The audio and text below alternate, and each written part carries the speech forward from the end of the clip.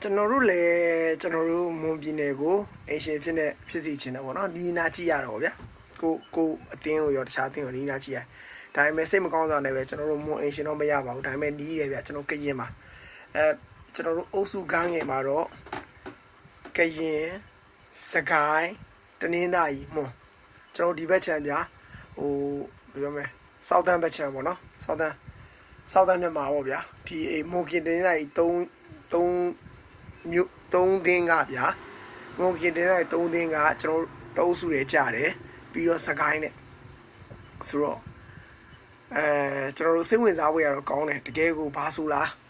အတင်းနေဖြစ်တယ်ကရင်ပြီးတော့ကျွန်တော်တို့မုံပေါ့နော်ဆိုတော့တအုပ်စုတွေကြားတယ်ဆိုတော့ကျူးသားရောက်မှာပေါ့နော်ဆိုတော့နီးနာလေးဖြစ်တယ်ဆိုတော့သွားကြည့်လို့ရတယ်ကျွန်တော်ကတော့အဲ့ဒီပွဲတွေကိုကျွန်တော် live လွှင့်နိုင်အောင်တော့ကျွန်တော်ကြိုးစားပေးမယ်အဲ့မှာနေပြီးတော့ကျွန်တော် live လွှင့်အောင်ကြိုးစားပေးမယ်ကျွန်တော်ဘာမှနေရမယ်တော့မသိပေမဲ့ကျွန်တော်တက်နိုင်ဆို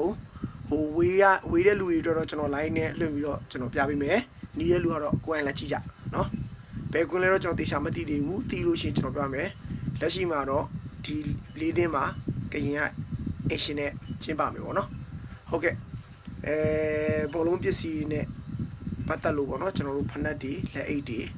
နောက်ခြေစွပ်ပါညာအင်ဂျီပေါ့ဗျာဒီလားအစုံလိုအပ်တာများရှိရင်ကျွန်တော်လာအောင်မေးမြန်းလို့ရပါတယ်ဗျကျေးဇူးပါဒီနေ့ကတော့အုပ်စုခန်းငယ်နေပါ